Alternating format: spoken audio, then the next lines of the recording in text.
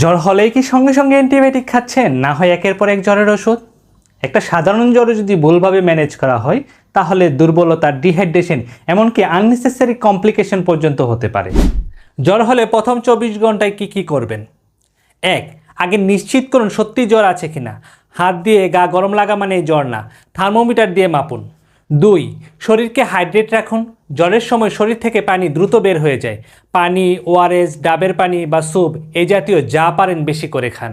Dehydration হলে জ্বর আরও খারাপ লাগে, দুর্বলতাও বেড়ে যায়। 3. বিশ্রাম দিন শরীরকে। জ্বর মানে শরীর ফাইট করছে ইনফেকশনের সাথে। এই সময় শরীরকে রেস্ট দিলে ইমিউনো সিস্টেম ভালো কাজ করে। 4. জ্বর নিয়ন্ত্রণে 100°F বা তার বেশি হলে বা শরীর খুব ব্যথা করলে প্যারাসিটামল ব্যবহার করা যায়। বাচ্চাদের ক্ষেত্রে অবশ্যই ওজনের সাথে সামঞ্জস্য রেখে প্যারাসিটামল দিতে হবে। মনে রাখবেন, এটা কিউর না, শুধু ডিসকমফোর্ট কমায়।